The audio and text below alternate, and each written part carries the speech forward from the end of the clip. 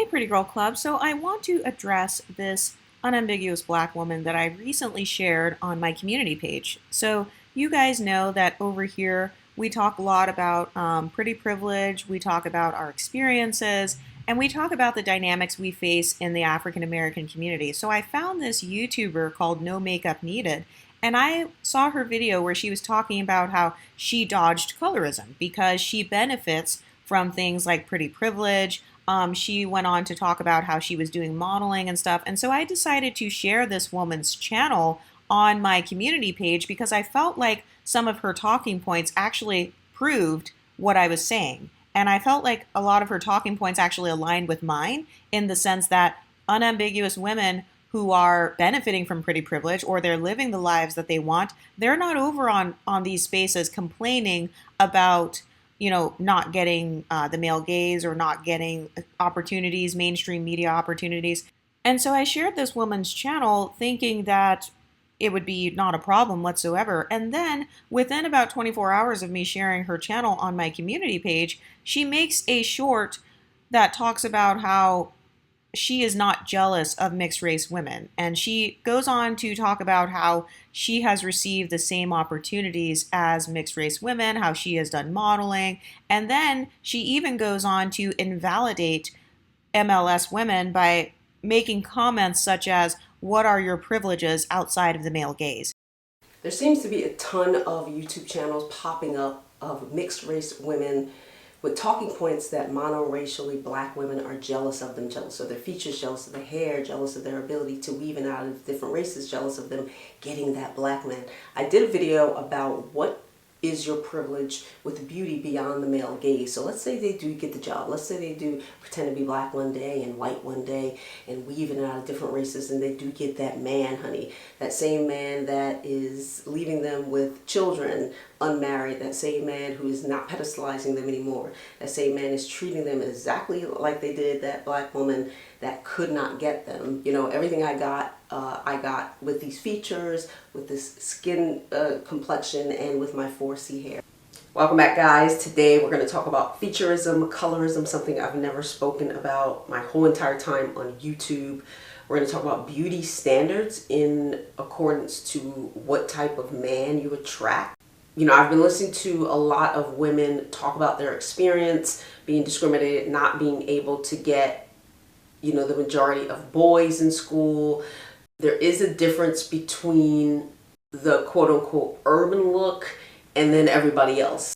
I had dark-skinned friends who were my complexion and better, but they were ridiculed for their complexion, but I wasn't. I would say a lot of boys were interested in me. In fact, they used to go to my light-skinned friends and tell them about me. But at my school, like, white boys had no problem like asking to carry my books, or like wanting me to call them, slipping me their numbers, like waiting. The individuals who were attracted to me were mostly white boys, mostly mixed race boys, and that means one with like a white parent, a black parent, or Latino boys. The majority was white boys.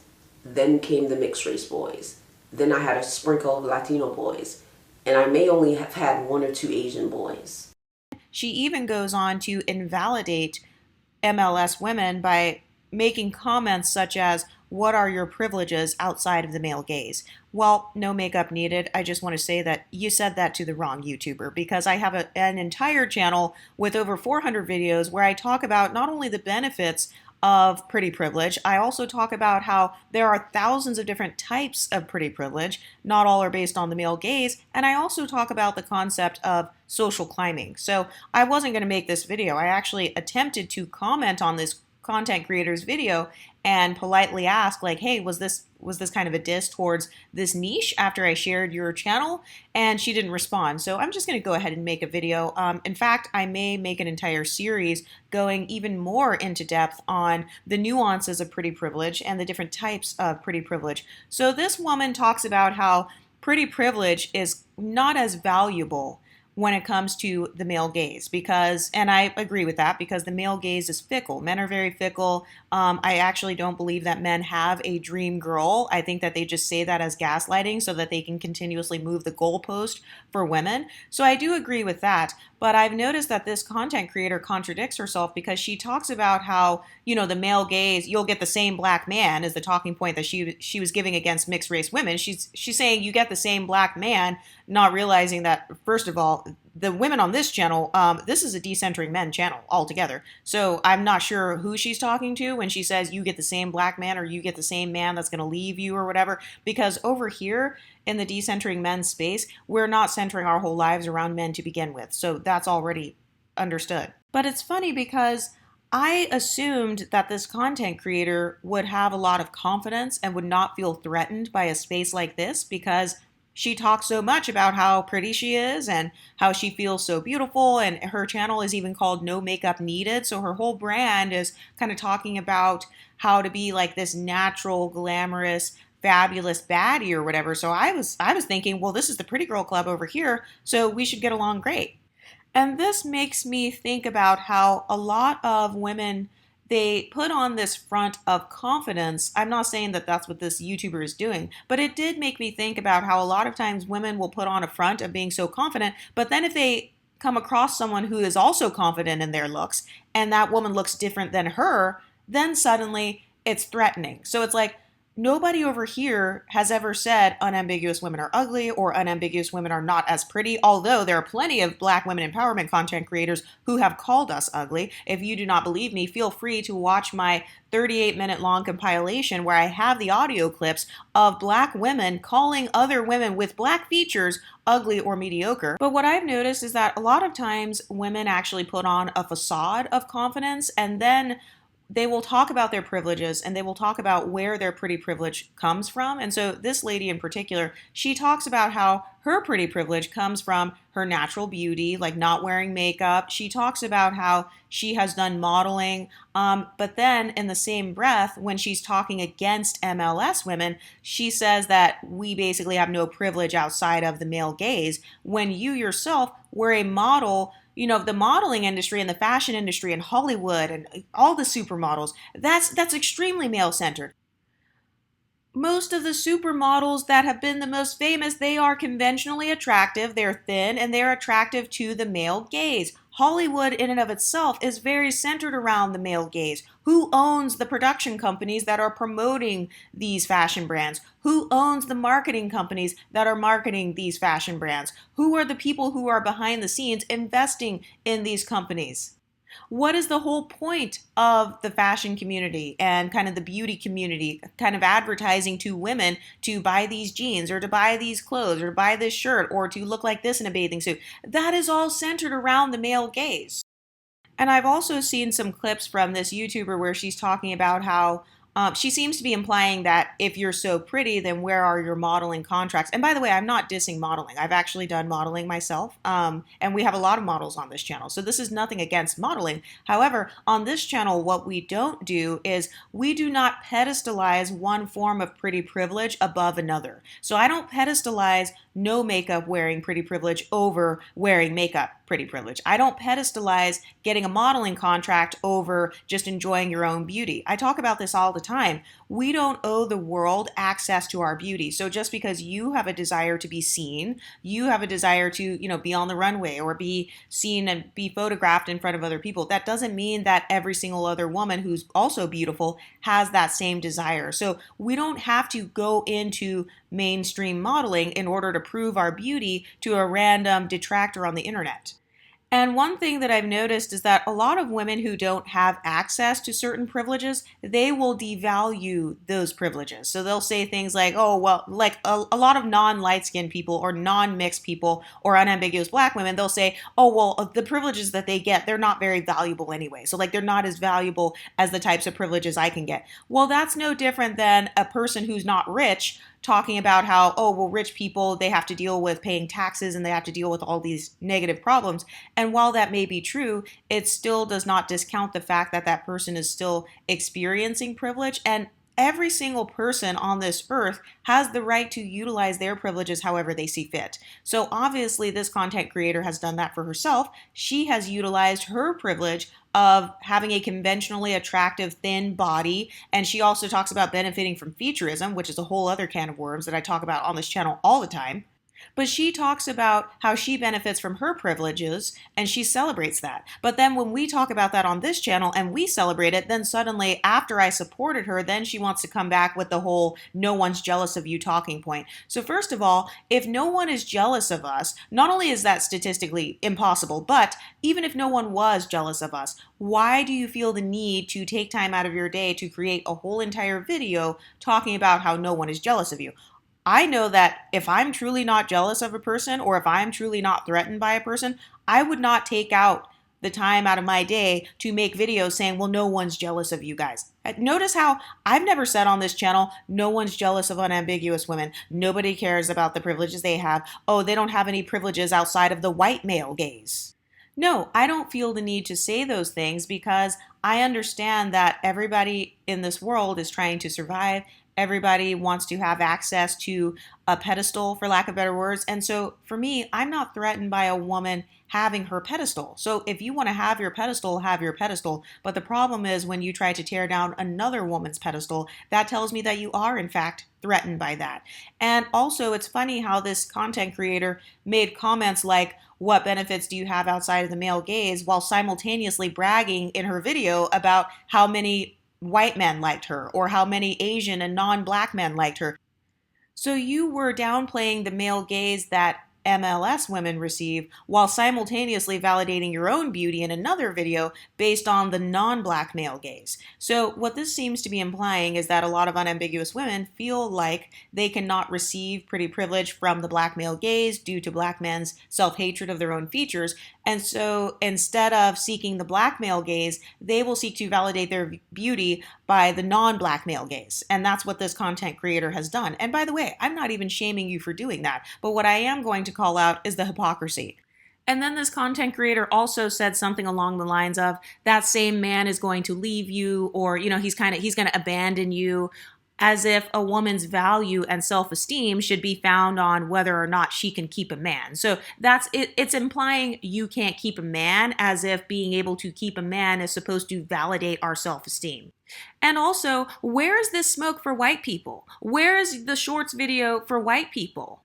I don't see you making any shorts videos talking about how I'm not jealous of white women, or, white women, they don't benefit from pretty privilege outside of the male gaze. Like, where's all this smoke for white women? Because I've noticed that a lot of black women empowerment content creators, they have all this smoke for mixed race women. They have all this smoke for lighter skinned women. They have a bunch of smoke for women who benefit from the isms, texturism, featureism, and colorism. But then as soon as a white male comes into the room, white men are the creators of colorism, yet this content creator was talking about how a bunch of white guys liked her. So it's like, okay, so you're completely brushing over the fact that he comes from a people group where they created colorism, texturism, featureism, and pretty much all of the oppressions that you would experience as an unambiguous black woman. But instead of acknowledging who your actual oppressor is, you decide to come and talk about MLS women and talk about how basically no one's jealous of us and like we're going to have the same man who's going to leave us. And this reminds me of what I say all the time, which is that a lot of women will try to use you as their emotional punching bag. And it's funny because I actually was supporting this content creator and I even tried to comment and like reach out to her and ask her, was this supposed to be a diss towards this niche over here? And since she didn't respond, I'm just going to go ahead and make this video. I'm sure that it will get back to her because this YouTube channel and this niche is popping in the algorithm. So I'm sure that she has seen many of my videos because I've also commented on her channel and I know that she saw me share her video on my community page. But one thing I've noticed is that anytime you have a different mindset from someone else and that person lacks nuance in their talking points, as this content creator does, then they have the desire to suddenly invalidate you. And it's like people use their pretty privilege in many different ways. So yes, some people will go after the modeling industry and some people will go after, being in that in that niche. But then there are going to be other people who they utilize their beauty so that they can build self-esteem. There are going to be people who use their beauty so that they can be visible, because here on this channel I talk about a lot of my theories on beauty and pretty privilege, and I understand that beauty is social power. This is a psychology and sociology channel, so we talk all about the psychology and the sociology of beauty. And so you can say what you want about the male gaze, but I'm assuming you were talking about the black male gaze not being valuable. And I mean, that's neither here nor there. Some of the women on this channel probably date black men, some of the women don't. I actually don't care because this is a decentering men channel altogether. However, there are many different ways that women choose to decenter men. If you look at a woman like Shira7, she is an MLS woman who is married to a black man, and she believes that she is living the lifestyle that she wants to live. And so she was able to attain that via the black male gaze.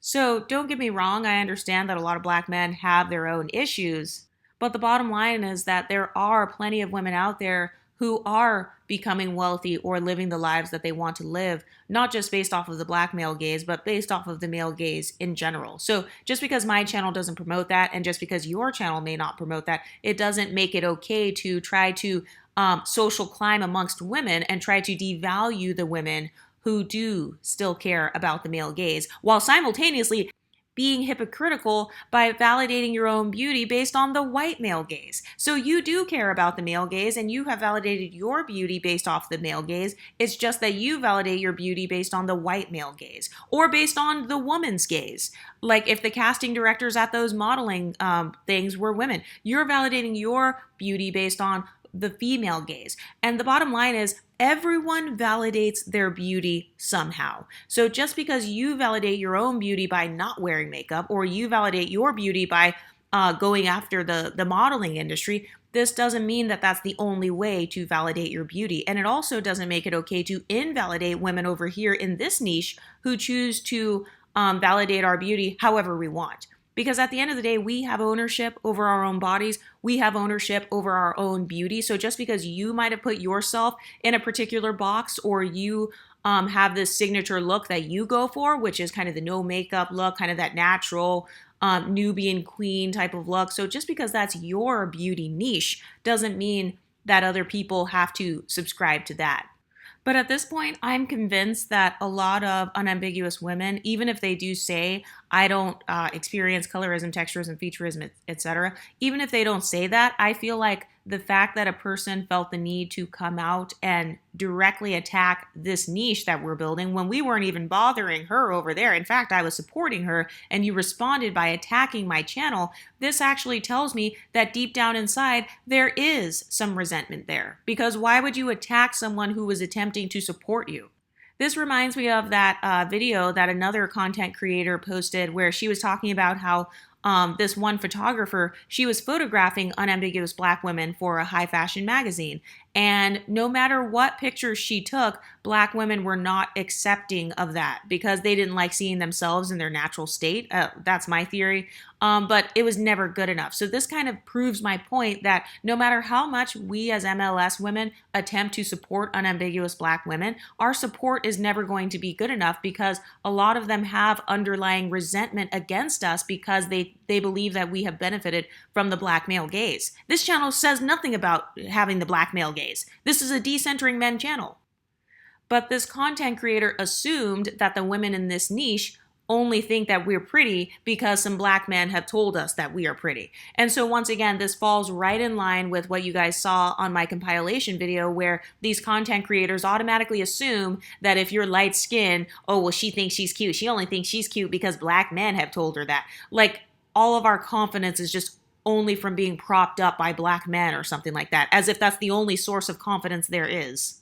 But I've noticed this pattern where unambiguous women content creators, they will copy the talking points from this niche. Not saying that's what this content creator did, but I have noticed a pattern on YouTube where unambiguous women, they will copy the talking points from these channels and they will talk the talk, but then when push comes to shove, they're not walking the walk. Because if you truly could relate to this content, and I talk a lot about pretty privilege, then you would have no problem with the audience. You would have no problem with other pretty women. You would not feel the need to say things like, your confidence only comes from the male gaze, or what benefits and privileges do you have outside of the male gaze. You wouldn't feel the need to say that because you would understand, as a pretty privileged woman yourself, I would assume that you would know that there are thousands of different types of pretty privilege, right? There are thousands of different rewards that you receive for being beautiful in this society.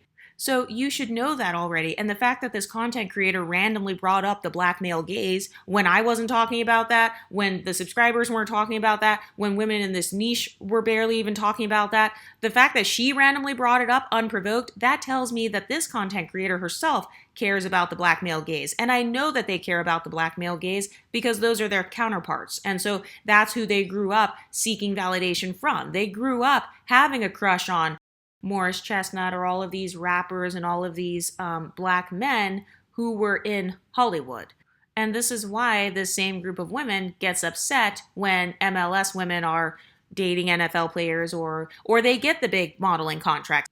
But anyway, what do you ladies think? Were you expecting this type of response from a content creator that I was attempting to support because her experience actually aligned with mine? Do you believe that a lot of the anger that women experience from these isms is really revolving around the male gaze, and really the black male gaze in particular, because they're the ones that constantly bring up the black male gaze when we're not even talking about black men over on this channel? What do you ladies think? Let me know in the comment section and I'll talk to you next time. Stay pretty, ladies.